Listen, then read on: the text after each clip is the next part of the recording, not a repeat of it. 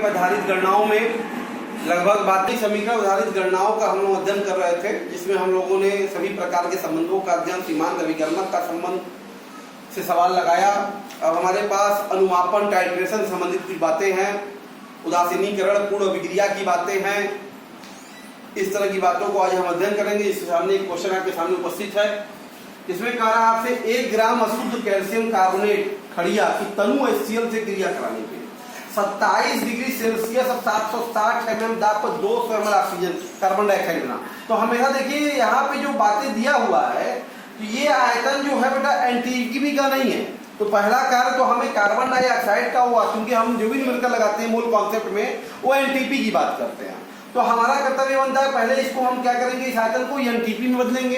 तो आइए देखते हैं। यहाँ पे देखो T1 जो है 27 डिग्री सेल्सियस, तो कैपिटल T1 बेटा कितना होगा, 300 केल्विन हो जाएगा।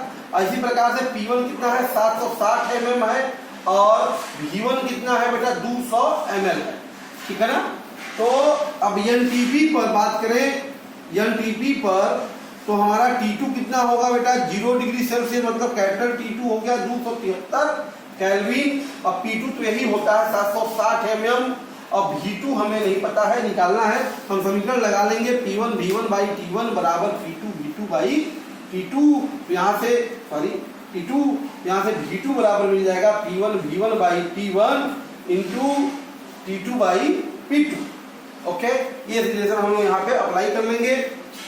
तो V2 बराबर हो गया, देखो P1 है 760, V1 बेटा है 200, T1 है तुम्हारे पास 300, T2 है बेटा 273, और P2 है 760।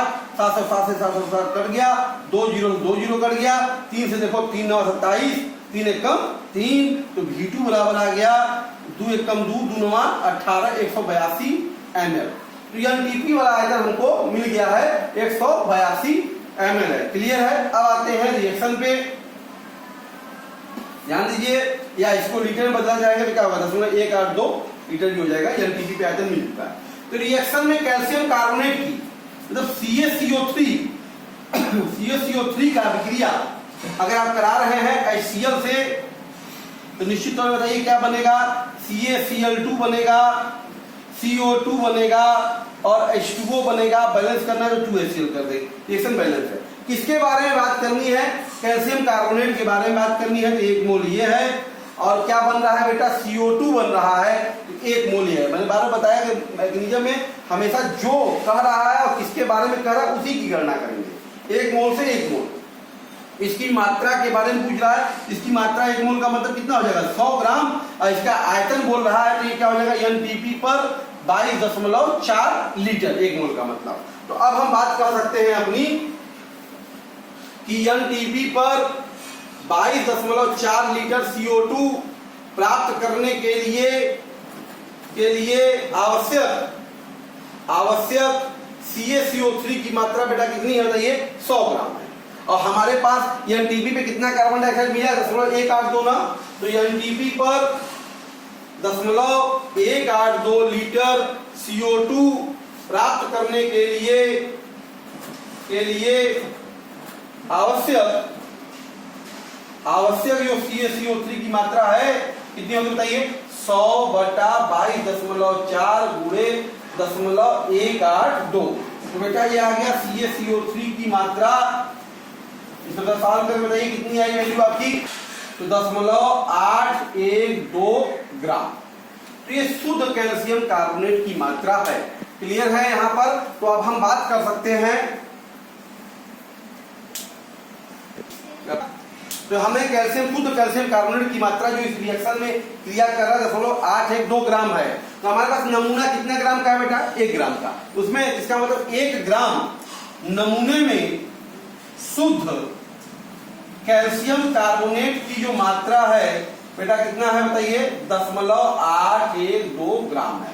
तो प्रतिशत का मतलब 100 ग्राम में, 100 ग्राम नमूने में कितना कैल्शियम कार्बोनेट होगा, तो वही परसेंटेज होगा। तो 100 ग्राम नमूने में शुद्ध कैल्शियम कार्बोनेट की जो मात्रा हो जाएगी बेटा, क्या करेंगे, 1 ग्राम में इतना, 100 ग्राम में कितना होगा, 0.812 गुणे 100, मतलब बेटा 81.2%। तो ये जो 1 ग्राम का अशुद्ध नमूना दिया गया था खड़िया का, उसमें शुद्ध कैल्शियम कार्बोनेट क्या परसेंट में है बेटा? 81.2% है। क्लियर है कि 10 ml 1 m H2SO4 विलयन में 10 ml NaOH मिला दिया गया तो परिणामी विलयन अम्लीय होगा। बेटा जो क्वेश्चन है आपके सामने ये उपस्थित है, 100 ml H2SO4 में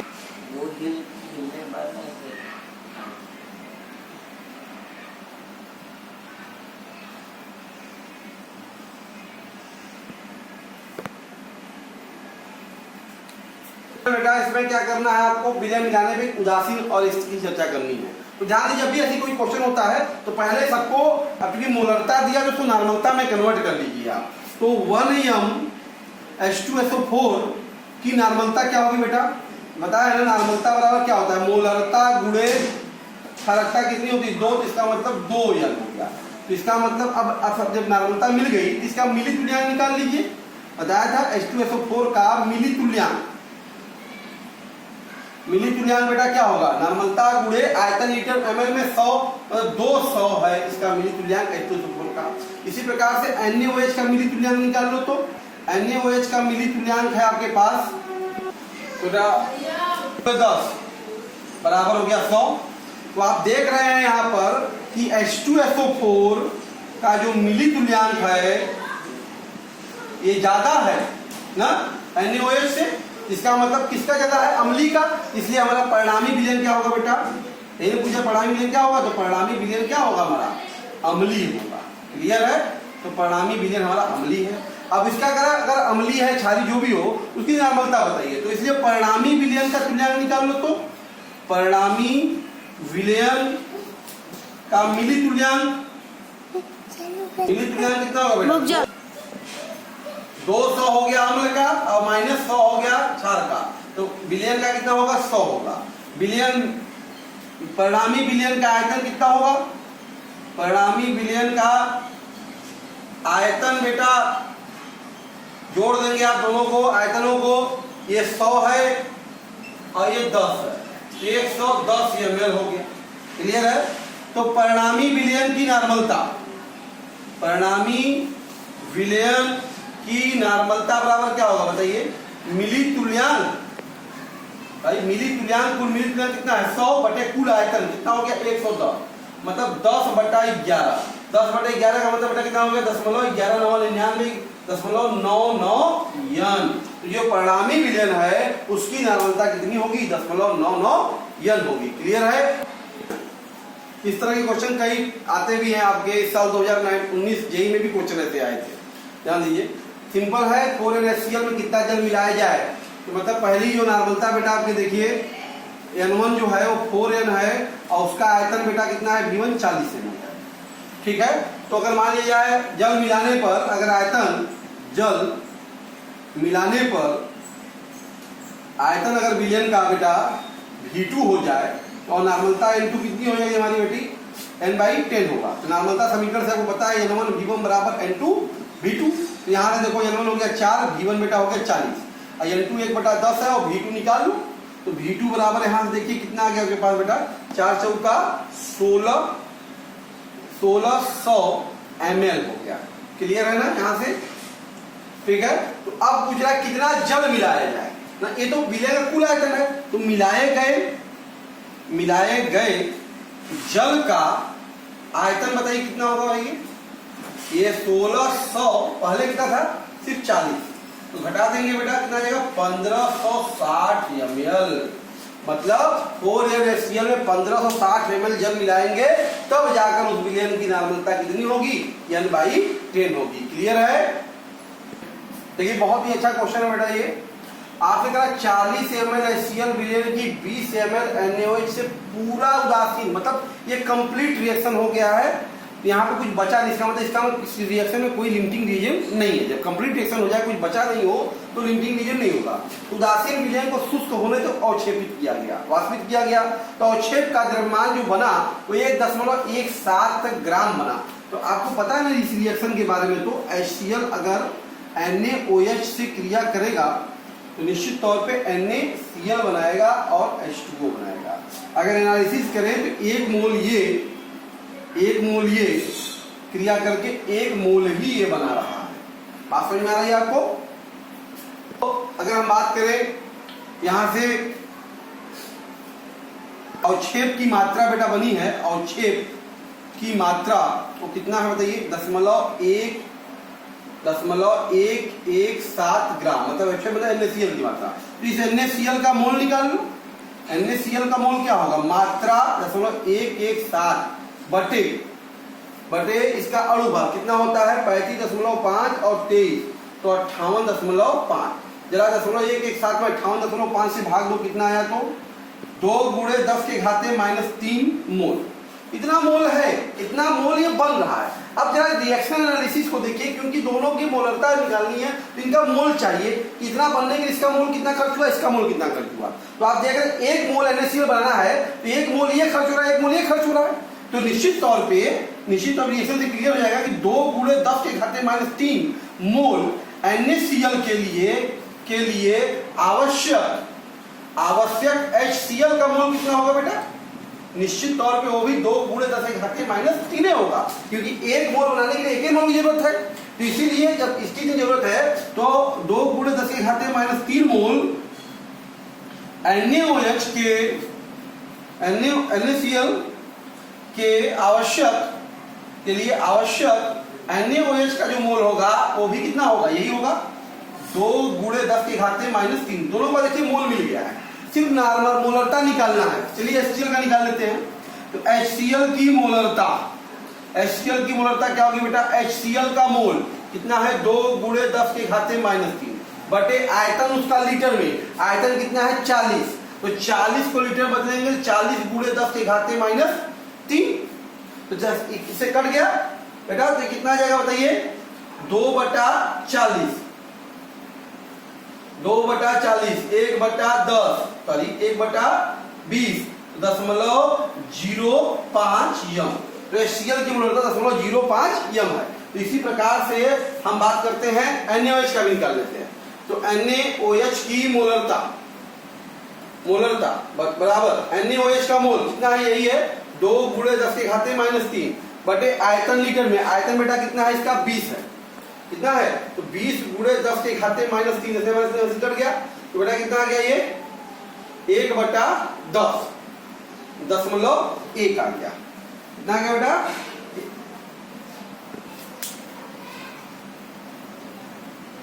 क्वेश्चन है चूना पत्थर के एक नमूने के 1 ग्राम से पूर्णतया अभिक्रिया करानी है, इतने HCl की आवश्यकता होती है। दिए गए नमूने में कैल्शियम कार्बोनेट की कितनी शुद्धता है? तो अगर हम बात करें HCl का, पहले मोल निकाल लें। सोल्यूशन HCl का मोल कितना है बेटा? मोलरता गुणे आयतन लीटर में 1/10 ये हो गया। लीटर का मतलब 150/1000 कितना हो जाएगा? 1000 हो जाएगा। तो कहने का अभिप्राय ये है, 0 कट गया तो ये आ जाएगा आपका 15 × 10⁻³ मोल। HCl का इतना मोल प्रयुक्त है कि अभिक्रिया में यह इतना मोल खर्च हो रहा है। किससे बेटा? कैल्शियम कार्बोनेट से रिएक्शन से। तो कैल्शियम कार्बोनेट का रिएक्शन तो लिखिए, CaCO3 का HCl से क्रिया अगर कराया जाए तो आप देखेंगे क्या बनेगा? CaCl2 बनेगा और H2O बनेगा और बेटा CO2 बनेगा। तो बैलेंस करना है तो 2 HCl की जरूरत पड़ेगी।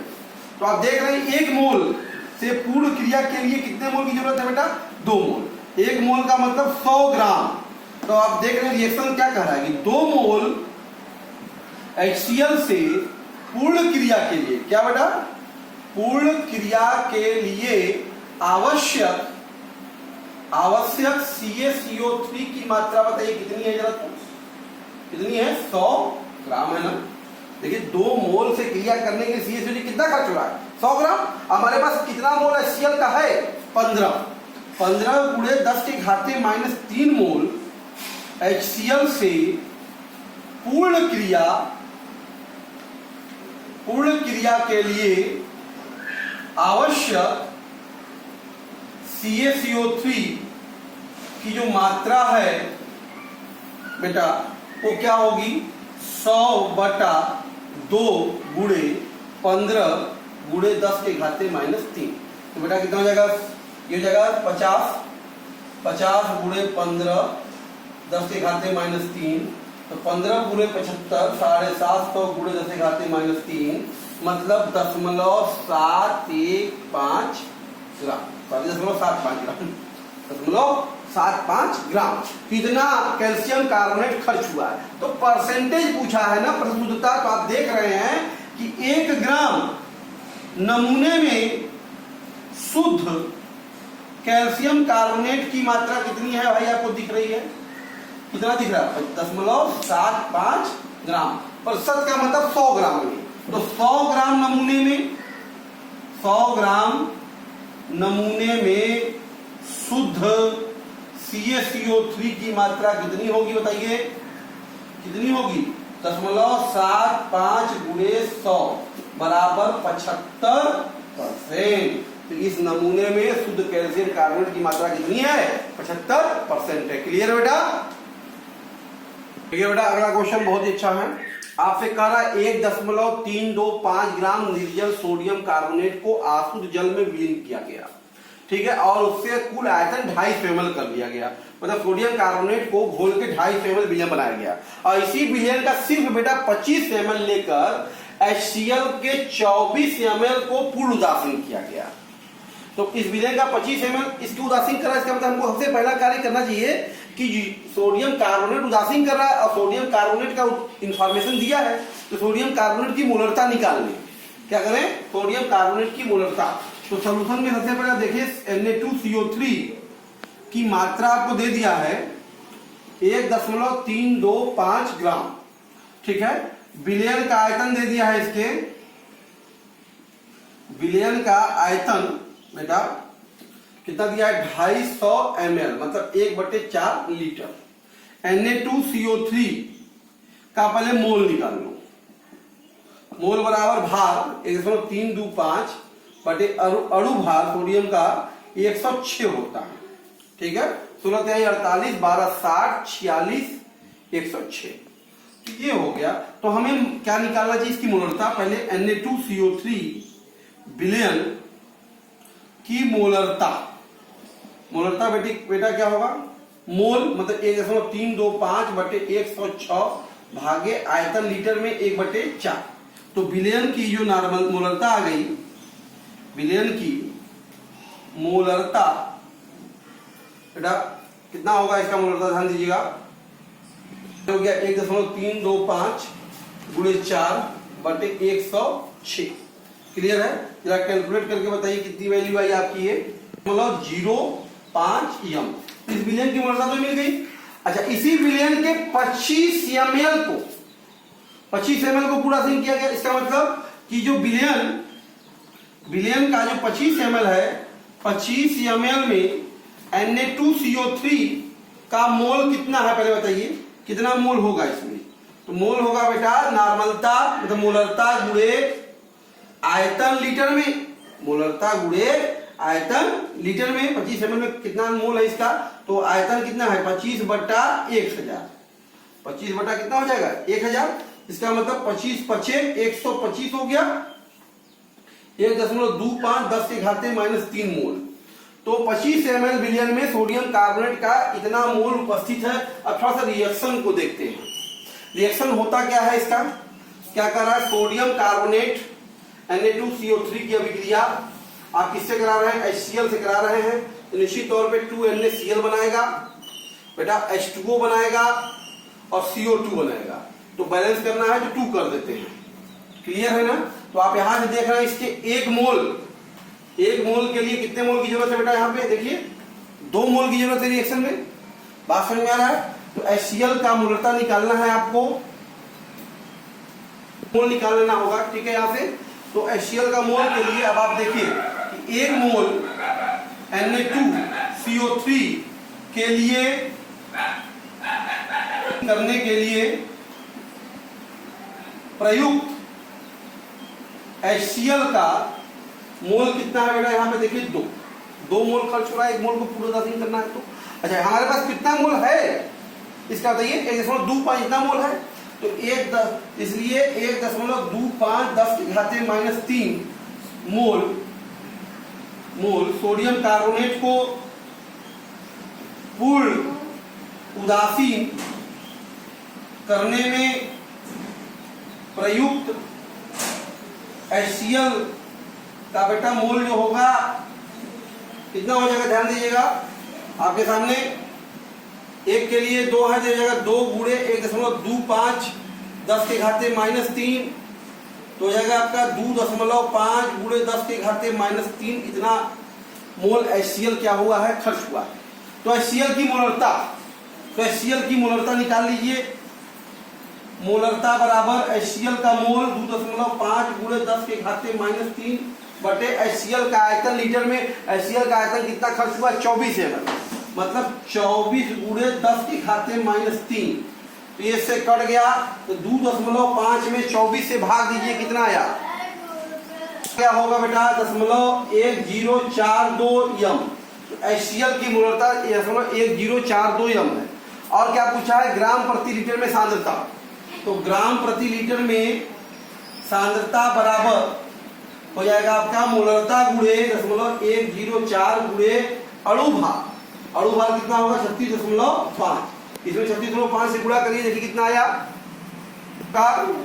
3.8 लगभग ग्राम पर लीटर। तो ये है HCl की ग्राम प्रति लीटर में बेटा सांद्रता। क्लियर है। देखिए बहुत ही अच्छा क्वेश्चन है। कॉन्सेप्ट यहाँ से आपका लगभग टाइट्रेशन के बारे में क्लियर होगा। इस तरह क्वेश्चन आते भी हैं कंपटीशन बेटा। 0.63 ग्राम क्रिस्टली आर्जेलिक अम्ल को जल में घोलकर उसका मानक विलयन बनाया गया। मानक विलयन शब्द का अर्थ होता है जिसकी सांद्रता ज्ञात हो। तो पहला काम ये करते हैं कि मानक विलयन का हम लोग नॉर्मलता निकाल लेते हैं। क्लियर है ना।